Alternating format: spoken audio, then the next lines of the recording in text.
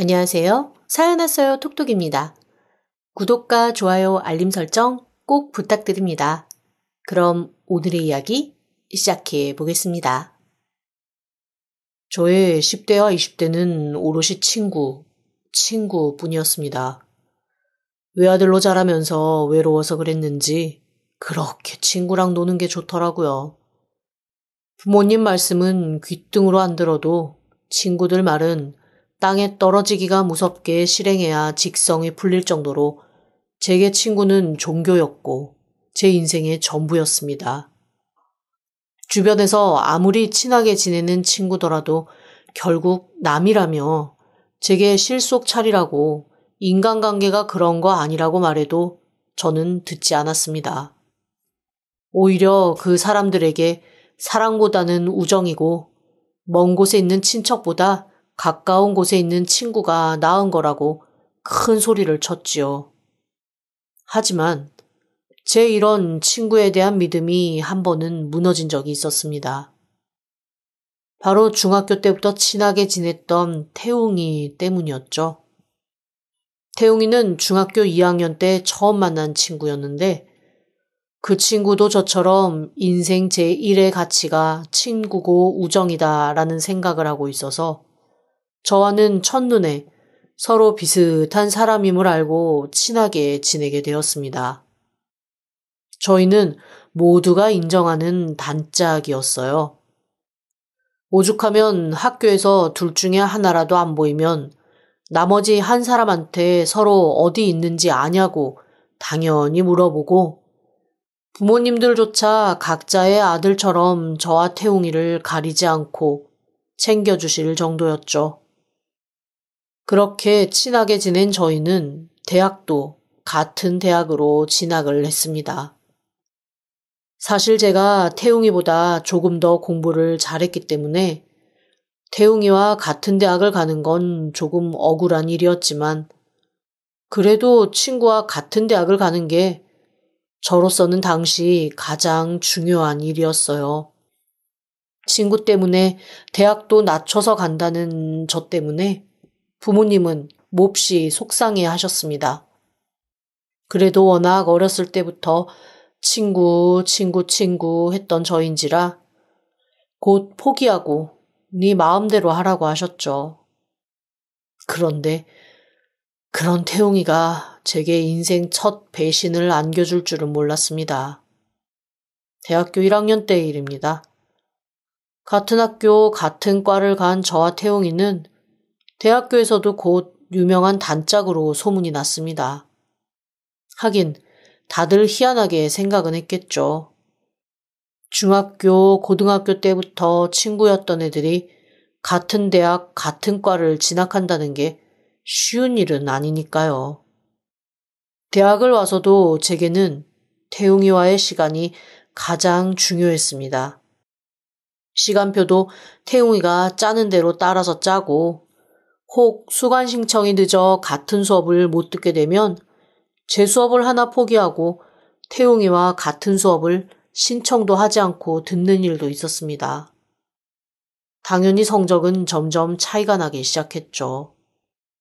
하지만 당시에는 그런 것보다 그냥 친구와 계속 같이 있는 시간이 진짜 좋았습니다. 제가 뭔가 다른 감정으로 태웅이를 보거나 좋아한 건 아닙니다. 그저 제 인생의 일부가 되어서 더 이상 그 아이가 없는 삶을 상상하기가 어려웠다고나 할까요?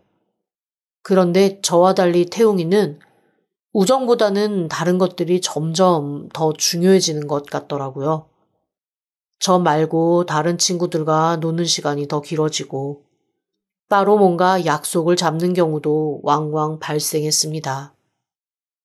솔직히 그때마다 서운하기는 했지만 그걸 또 서운하다, 나만 봐라 라고 할 수는 없는 노릇이잖아요. 연인도 아니고 그냥 친구일 뿐이니까요. 그럼에도 내 마음 같지 않다는 것 때문에 좀 마음이 외로워지기는 했습니다. 그 즈음이었을 겁니다. 늘 둘이 딱 붙어 있다가 뭔가 틈이 생기니 그 틈 사이로 다른 사람들이 슬금슬금 기웃거리기 시작하더라고요. 제게도 태웅이가 아닌 다른 친구들이 생기기 시작했고 살짝 얼굴 붉히며 다가오는 여학생도 그제야 눈에 들어오기 시작했습니다. 한번 밥 먹자고 주말에 시간 있으면 영화나 보자고 하는 그녀는 동그란 얼굴에 동그란 안경, 웃으면 살짝 다람쥐처럼 볼이 통통해지는 귀여운 외모의 소유자였습니다. 미처 젖살이 빠지지 않아 얼굴은 앳되고 통통했지만 몸매는 성숙하고 성격도 활발했습니다. 여자에 대한 관심도 없었고 사춘기도 그저 친구들과 놀고 농구하고 축구하는 데만 힘을 쏟아서 남들처럼 이성에 대한 환상을 가져본 적도 없어서 그랬을까요? 제게 점점 다가오는 그녀가 어쩐지 싫지는 않더라고요. 능숙하게 호감을 표한 것도 아니었고 제가 뭔가 적극적으로 군 것도 아니었지만 저희는 나름 친하게 마음 잘 맞는 사이로 함께 학교 생활을 했습니다. 그 친구도 제게 호감이 있는 듯 자기 수업이 아닌데도 굳이 제가 수업 받는 쪽으로 와서 저한테 괜시리 말을 걸기도 하고 제가 좋아하는 것들을 우연히 발견해서 사왔다며 슬그머니 건네주기도 했습니다. 지금 아이들 말로는 소위 말해 썸을 타기 시작한 거죠.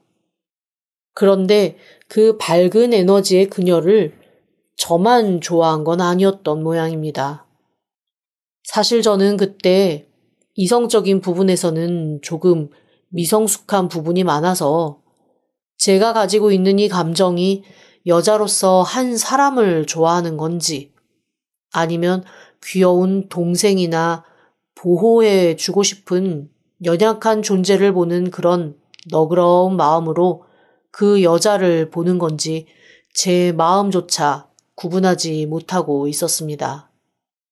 그런데 태웅이는 아니었던 모양이더라고요. 한두 번 제가 그녀와 같이 있는 걸 본 태웅이가 슬금슬금 그녀에게 관심을 보이는 게 느껴졌습니다. 바보 같았던 저는 역시 태웅이와 나는 비슷한 사람에게 끌리는구나. 우리는 역시 사람 보는 눈도 비슷하구나 라는 공통점을 발견한 거 그 자체로 그냥 좋았어요. 태웅이가 라이벌이 될 수 있을 거라는 생각은 조금도 하지 않은 거죠. 처음에 저를 보면서 다가왔던 그녀는 더 마음을 빨리 알아차려주고 반응해주고 은근히 애정 표현도 툭툭 던지는 태웅이에게 점점 호감을 옮겨가기 시작했습니다. 하지만 저는 몰랐어요.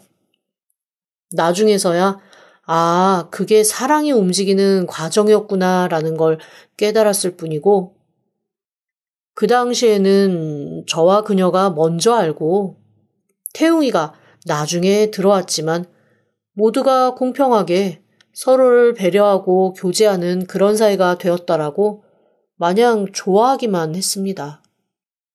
세상 천지 가장 바보 같은 사람이 저였던 거죠.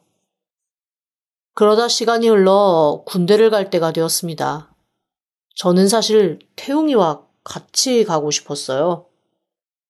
친구끼리 비슷한 곳으로 자대 배치를 받으려면 비슷한 시기에 입영 신청서를 내면 된다고 하는 얘기를 들어서 태웅이를 설득해서 자원 입대를 하자는 얘기를 서로 했었거든요. 태웅이도 흔쾌히 그러자고 얘기했고요. 그래서 서류를 함께 내러 가기로 약속까지 했습니다. 그런데 서류를 내러 간 날 태웅이가 갑자기 연락이 와서 그러더라고요. 자기가 조금 늦을 것 같으니 저 먼저 내라고요. 같은 날 내기만 하면 되니까 먼저 내면 자기가 늦게라도 내겠다고 하더라고요.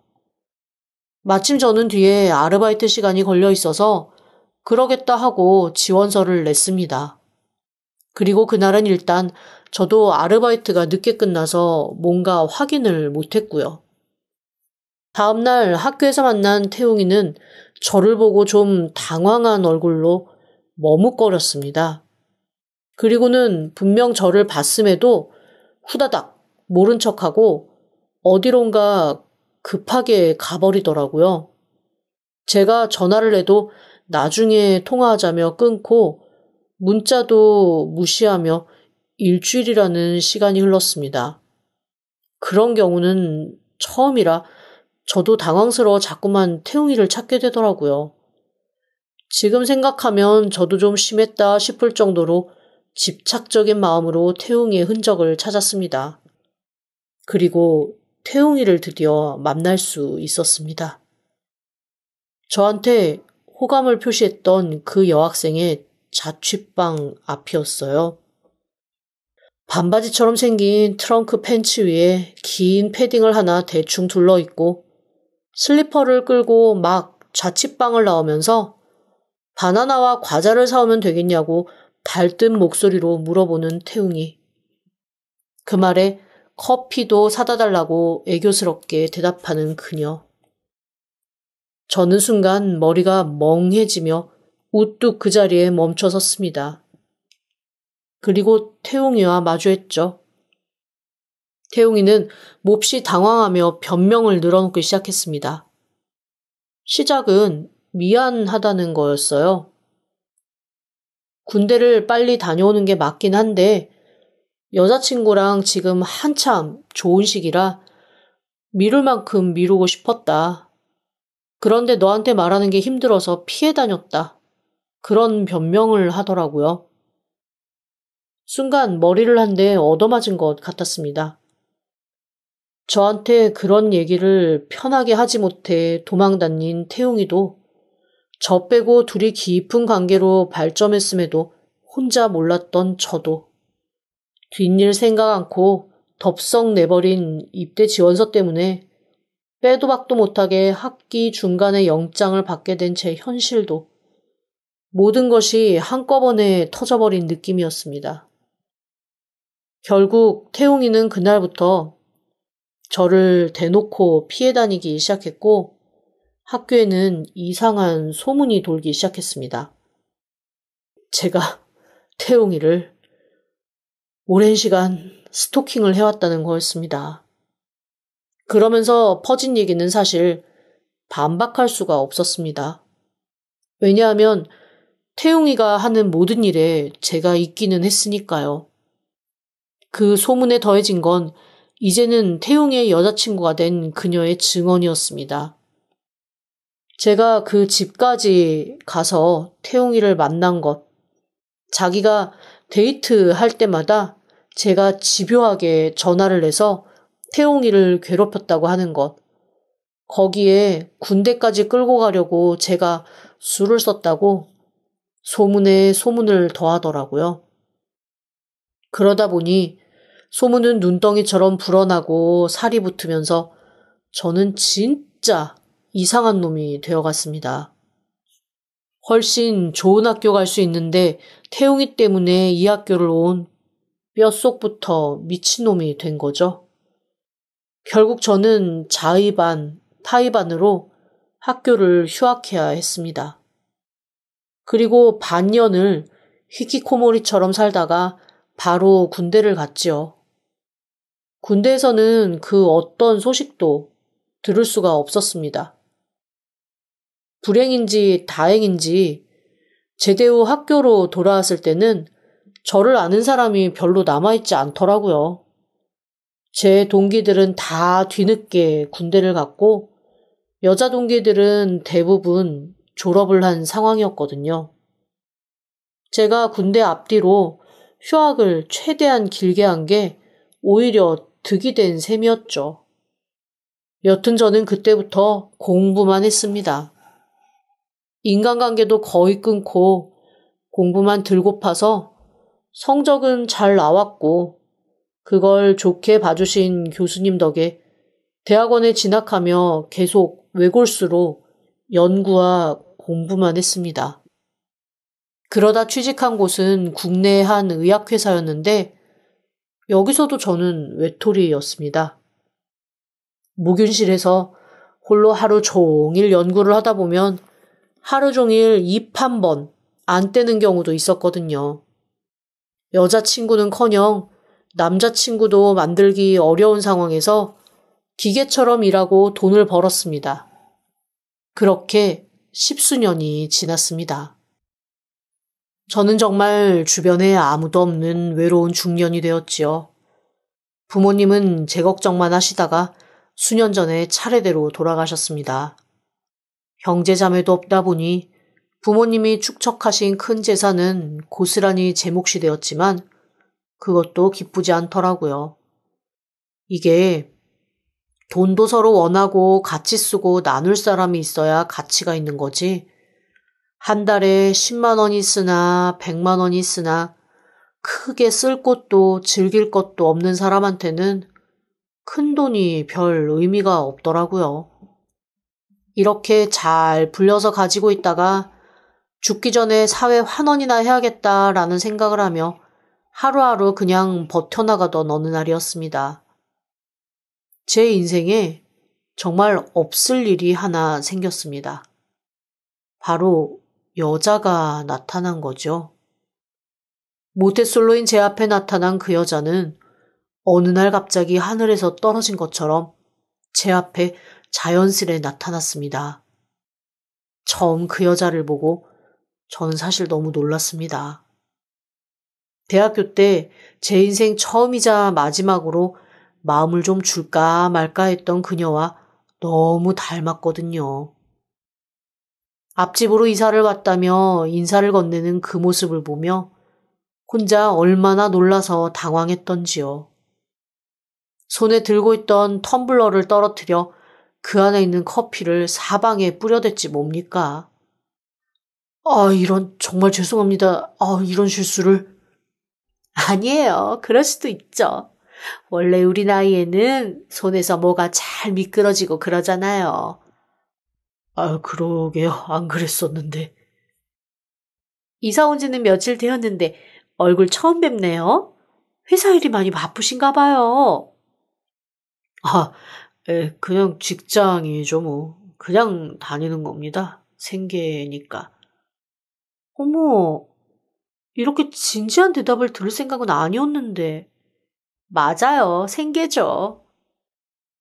환하게 웃는 그녀를 보며 저는 그 옛날 아주 잠깐 느꼈던 두근거림이 훅 다시 찾아오는 것처럼 느껴졌습니다. 그날 이후 그녀는 은근히 스미듯 제게 다가왔습니다. 과하지도 않고 그렇다고 무심하지도 않은 모습이었지요. 제가 모태솔로라는 사실을 알고도 다른 사람들처럼 놀라거나 당황하는 것도 없이 그저 자연스럽게 받아들여 주었습니다. 그런 말이 있다는 것도 사실 저는 좀 웃겨요. 그냥 기회가 없거나 마음이 없이 시간이 흘렀을 수도 있는 건데 굳이 모태솔로라느니 뭐니 해서 사람을 규정짓는 거 별로 매력적인 것 같진 않아요. 그때였습니다. 제 머릿속에 댕 하고 종이 울리며 이 여자를 잡아야겠다는 사인이 온 것이 말이죠. 저는 두근거리는 마음으로 그녀에게 고백을 했습니다. 좋아한다고. 나이가 있으니 서로 정말 진지하게 미래를 생각하며 만나보다 합쳤으면 좋겠다고 말입니다. 얼마 뒤면 50 중반, 60이 다 되어가는 나이고 지금 와서 로맨스를 찾을 건 아니지만 그래도 같이 하면 좋겠어요. 솔직히 말하면 제 인생의 마지막 기회 같기도 하고요. 어머, 마지막 기회라니 그 말 엄청 매력적인데요? 좋아요. 우리 같이 살아요.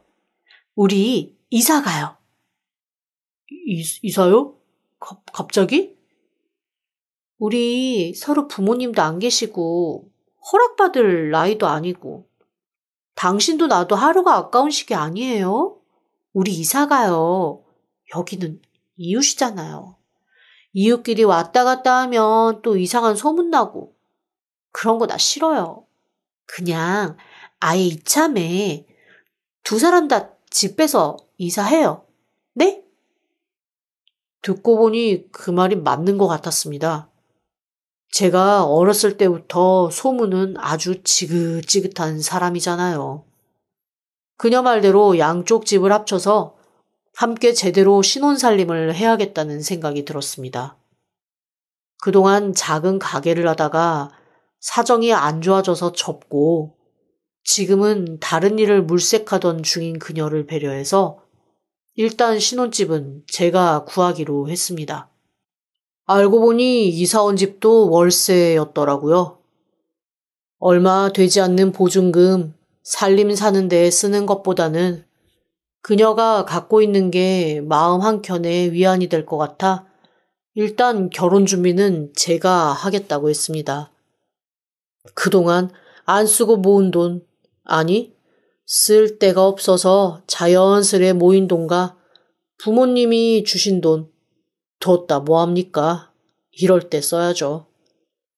저는 태어나서 처음으로 신나게 돈을 쓰기 시작했습니다. 처음에는 검소하게 이것도 다 필요 없고 저것도 필요 없다고 하던 그녀가 조금씩 제가 사주는 것을 고마워하고 행복해하면서 반짝반짝거리는 걸 보는 것이 행복하더라고요. 신혼살림을 최고급으로 사서 넣고 아파트도 큰 평수로 구했습니다. 난생 처음으로 무언가를 사는 것, 누군가에게 내가 무언가를 해줄 수 있다는 게 즐겁고 행복한 거라는 걸 머리끝부터 발끝까지 느끼는 나날이었습니다. 처음에는 다 제가 해주는 대로 가만히 따라오던 그녀가 조금씩 자기가 원하는 것을 얘기하고 의견을 말하는 것조차도 너무 예쁘고 고마웠어요. 그전까지는 뭔가 제 눈치를 보느라 하고 싶은 말도 안 하는 것 같고 그것 자체가 저한테는 좀 속상하게 다가오기도 했거든요. 그렇게 신혼집을 구하고 그녀와 꿈꾸는 신혼생활을 시작하게 되었습니다. 그런데 사람이 참 원하는 대로 일들이 다 이루어지지는 않나 봐요. 드디어 나도 모태솔로를 벗어나는구나 라는 기대로 두근두근거리며 맞이한 첫날 밤. 그녀는 슬그머니 저를 밀어내며 이렇게 말했습니다. 아, 나도 참 주책이지. 하필 오늘 같은 날 마법이 시작됐네. 마법? 마법이 뭐야? 아니, 왜 한 달에 한 번 여자들이 걸리는 마법이 있잖아. 하필 오늘 그게 올 줄 나도 몰랐어. 나이 드니까 주기가 엉망이 돼서 내가 어떻게 확인을 할 수가 없네. 그래. 뭐 그렇다면 할 수 없지. 그렇게 50몇 년 만에 제가 총각딱지를 떼는 일은 미뤄지고 말았습니다. 슬그머니 밀어내는 그녀. 하지만 평생 옆자리에 그 누구도 없다가 누군가 옆에 누워 있다는 것만으로도 저한테는 설레고 두근거리는 일이었죠. 그런데 그것도 잠시 누웠다가 뒤척뒤척 하던 그녀가 벌떡 일어나며 이렇게 말했습니다. 나 밖에 소파에 가서 잘게. 아니, 소파는 왜? 뭐 불편해? 아니, 아무래도 몸이 좀 불편하다 보니까 옆에 누가 있는 게 좀 그렇네. 순간, 그럴 수도 있겠다라는 생각이 들었습니다. 왜 자기 몸이 뭔가 좀 불편하면 몸에 닿는 옷도 귀찮아질 때가 있잖아요. 그런데 어떻게 첫날 밤 그것도 컨디션이 별로 안 좋은 사람을 밖에 나가서 자라고 하겠어요. 편하게 침대에서 자라고 하고 제가 밖으로 나가서 소파에 자리를 잡았습니다. 뭔가 좀 서럽기도 하고 이상하기도 했지만 한 일주일 정도 지나면 다시 행복한 생활로 돌아갈 수 있겠거니 하는 마음에 괜찮았습니다. 그런데 얼추 일주일 정도 지나 이제는 진짜로 제대로 된 초야를 치르겠거니라는 마음에 설레고 있는데 그녀가 갑자기 짐을 부시럭부시럭 싸는 겁니다. 아니, 왜 갑자기 짐을 싸? 나 되게 친한 친척 언니가 있는데 나랑 나이 차이 많이 나는 언니거든? 나 부모님 일찍 돌아가시고 고아로 버려질 뻔한 거 우리 사촌 언니가 걷어서 길러줬다고 얘기했었지? 아니, 그런 얘기는 안 했는데. 그냥 친척 덕분에 간신히 살 수 있었다는 정도? 그 친척이 바로 이 언니야. 이 언니가 갑자기 쓰러져서 간병할 사람이 필요하다네. 내가 좀 가봐야겠어. 아니, 그러면 간병인을 구해. 그걸 당신이 어떻게 하려고 그래? 이 언니가 까다로워서 간병인 아마 성이 안 찰 거야. 한 일주일만? 일주일만 돌봐주고 올게. 그럼 내가 휴가 낼 테니까 나도 같이 가. 그래도 어떻게 혼자 보내? 어딘데? 아니야.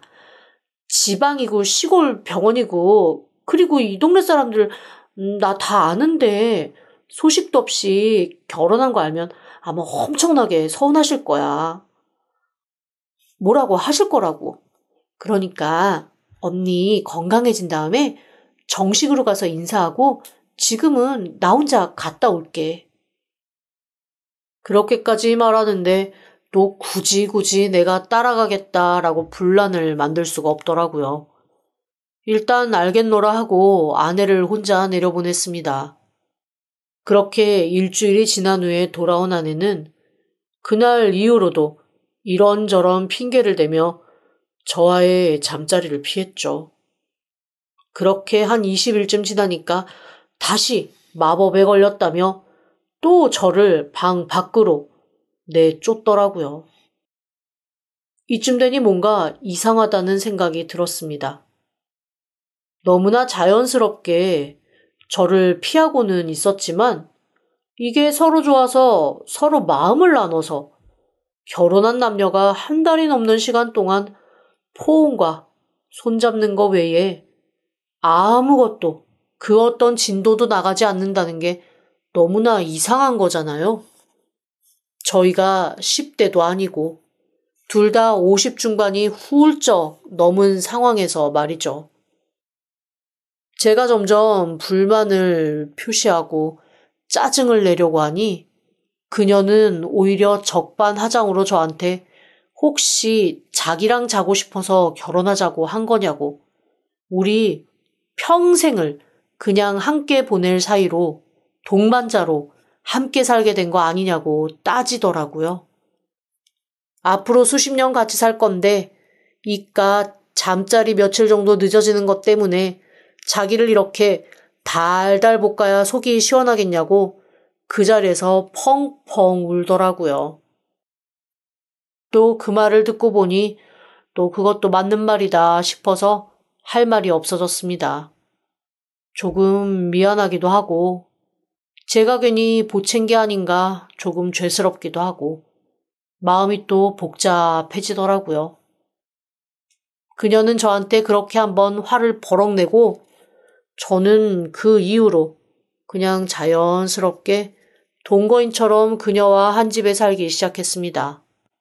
이미 생활비도 제 카드로 그녀가 열심히 쓰고 다니고 있었고 매일매일 집밥이 아닌 배달 밥을 먹어도 그녀가 함께 먹는 것만으로도 저는 행복했죠. 하지만 점점 늘어나는 카드 사용액을 보면서 저는 그녀에게 또 어쩔 수 없이 결혼 3달 만에 한마디를 하고 말았습니다. 이렇게 돈을 펑펑 쓰다가는 우리 조만간 파산할 것 같아. 앞으로는 조금 자제해야 될 것 같아. 카드 내역도 보면 너무 쓸데없는 게 많은 것 같고. 그랬더니 그녀가 또 저한테 펑펑 울면서 이렇게 말하는 겁니다. 자기 돈 한 푼 안 가지고 시집와서 지금 그러는 거냐며. 이렇게 서럽게 할 거 뭐하러 결혼했냐고 저한테 막 퍼붓더라고요. 제 의도가 그게 아니라고 몇 번씩 얘기를 해도 그녀는 조금도 저를 이해할 생각이 없어 보였습니다. 그냥 막무가내로 제가 잘못했다라는 거였어요. 어쩔 수 없이 저는 또 그녀에게 사과를 하고 제가 잘못했으니까 화 풀라고 하면서 그녀의 모든 행동을 이해할 수밖에 없었습니다. 그런데 점점 그녀가 쓰는 돈을 제가 월급으로 감당하기가 어려울 지경에 이르렀어요. 그러자 그녀는 부모님이 남겨주신 거 많은데 뭐하러 그렇게 굳이 아껴가며 쓰냐고 또 저를 굉장히 쪼잔한 사람 취급을 하더라고요.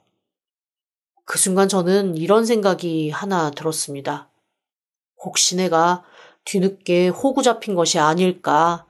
내가 정말 큰 잘못을 하고 있는 게 아닐까라는 생각이요.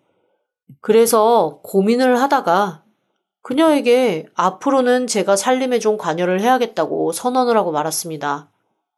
그녀가 집을 나간 건 제가 그 선언을 한 바로 그날이었어요.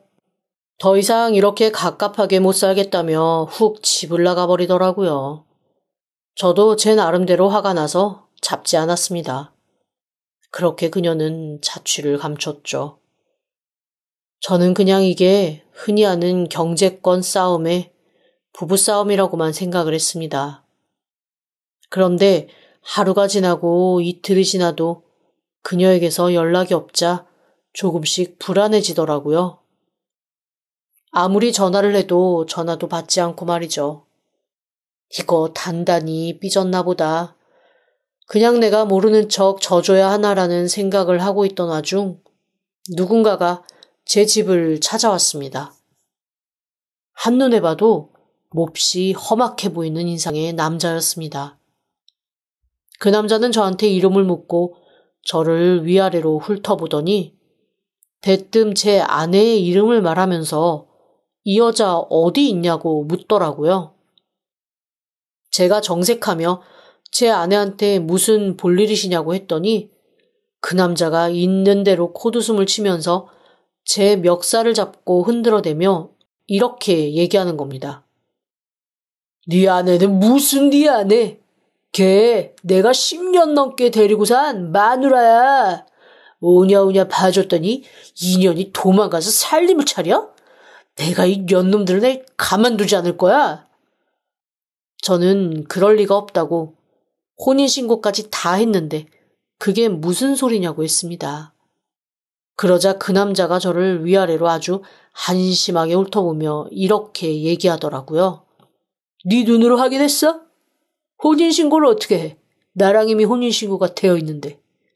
안 그래도 이게 몇 달 전에 이혼하자고 졸라대며 이혼만 해주면 큰 돈 준다 그래서 내가 뭔가 구리다 했는데 이런 돈 많은 호구 물어서 갈아타려고 그랬구만. 그제야 순간 뭔가 싸한 느낌이 왔습니다. 아내가 저한테 혼인신고 자기가 알아서 하겠다고 저한테 다 사인도 받아가고 제 인감이며 도장이며 다 챙겨갔던 게 기억이 나더라고요. 화들짝 놀라서 그제야 여기저기를 뒤져봤는데 아니나 다를까 도장이며 인감, 통장, 제 모든 문서들이 다 사라지고 없었습니다. 집을 나가면서 다 챙겨간 모양이었어요. 저는 단순히 다퉜다고만 생각해서 그런 것까지 살펴볼 생각은 안 했죠. 남자의 말을 들어보니 아주 어이가 없는 상황에 제가 닥친 거더라고요. 남자는 저한테 제 아내를 소개받은 게 15년 전이고 자기 군대 동기한테 소개받아서 자기도 믿고 사귀고 결혼했다고 했습니다. 군대 동기가 진짜 좋은 여자라며 아까운 여잔데 특별히 좋은 친구니까 소개해준다고 해서 만났는데 알고 보니 그 군대 동기랑 오랜 시간 내연 관계였던 여자였다라고 하는 거예요. 자기 내연녀를 군대 동기가 소개시켜줬다는 걸 뒤늦게 알고 펄펄 뛰었지만 이미 혼인신고 다 되어 있고 아이까지 생긴 상태여서 어쩔 수 없이 계속 살면서 엄청 싸웠다고 하더라고요. 그런 얘기들을 해주면서 남자는 자기 인생도 기가 막히고 한심하다는 듯 한숨을 푹푹 쉬기 시작했습니다. 가끔가다 손찌검을 한 건 내 잘못입니다. 하지만 이 여자도 진짜 잘한 거 없어요. 나랑 사귀면서도 끊임없이 바람을 폈단 말이지. 그 군대 동기놈이랑 뒹굴다가 잡아낸 것도 4번이요.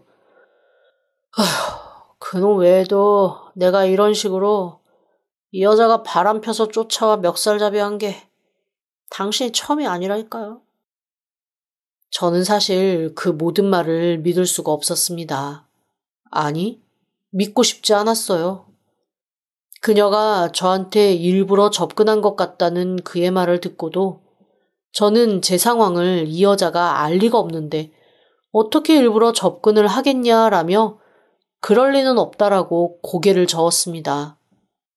그런데 그 남자가 뭔가 중얼거리는 소리를 듣는 순간 제 머리를 휘감는 소름 끼치는 생각이 하나 있었어요. 그 남자가 한탄처럼 이렇게 중얼거리더라고요. 하여간 이 모든 게 다 태웅이 그 새끼 때문이야. 순간 제 머릿속이 아득해져 왔습니다. 태웅이요? 혹시 한태웅 말씀하시는 건가요? 그러자 그 남자가 눈이 동그래지면서 저한테 이렇게 묻더라고요. 당신이 한태웅을 어떻게 알아요? 믿고 싶지 않았지만 모든 퍼즐이 짜 맞춰져 들어가는 느낌이었습니다. 저 사실 친구 별로 없어서 친구들이랑 찍은 사진 몇 개 없거든요. 그나마 가장 오랜 시간을 같이 했던 게 태웅이라 태웅이랑 찍은 사진은 몇 개 있습니다. 대학교 때 그 모든 사달을 겪고 사진도 대부분 없애버리긴 했지만 그래도 제 어렸을 적에 유일한 추억들이 남아있는 사람이 태웅이다 보니 모든 사진을 다 없애기는 쉽지 않더라고요. 부랴부랴 여기저기에서 사진을 긁어 모아 그 사람에게 보여줬습니다. 그러자 그 사람이 눈이 동그래지며 자기가 말한 태웅이라는 사람도 이 사람이라고 그렇게 얘기를 하더라고요. 그제야 그녀가 어떻게 저를 찾았는지 확연히 알게 되었습니다. 태웅이가 다시 한번 제 뒤통수를 친 거였어요. 한 번은 제가 당했지만 2번은 당할 수 없다는 생각이 들더라고요. 그 사람한테 자초지종을 말하고 저 역시도 속은 거라는 얘기를 한 후에 경찰에 일단 신고부터 하고 그녀의 행방을 찾았습니다. 이 바보 같은 사람들이 불과 며칠 전까지만 해도 제 카드를 썼더라고요. 결국 그녀는 태웅이와 함께 숨어있던 시골의 한 작은 모텔에서 경찰에게 잡히고 말았습니다. 남편이 잠시 바람 쐬고 오라 그랬다고 남편 카드로 밥 한 번 사 먹은 게 문제냐고 고래고래 소리 지르는 그녀 앞에 저와 저를 찾아온 그녀의 진짜 남편이 나타나자 그제야 얼굴이 하얗게 질리더라고요. 끝까지 태웅의 존재를 부인하던 그녀는 모든 걸 다 뒤집어 쓰고 자기가 처벌받게 생기니 그제서야 한숨 푹 쉬며 태웅이가 어디 있는지를 얘기했습니다. 태웅이는 근처 도박장에서 신나게 도박을 하다 경찰에게 잡혔고요. 알고 보니 저한테 그런 식으로 못되게 하고 군대 가버린 태영이가 여자친구 임신시켜놓고 나 몰라라 하고 학교에서도 완전히 쓰레기 취급을 받은 후 중퇴를 했던 모양이었습니다. 그 이후에 이런저런 일 전전하며 살다가 아마 동창들 통해서 건너 제 소식을 들었던 모양입니다. 친하게 지냈던 사이고 제 성격상 계속 저와 친하게 지냈으면 그래도 뭔가 지한테 올 게 있었겠거니라는 생각을 하면서 혼자 이래저래 안타까워했던 모양이죠.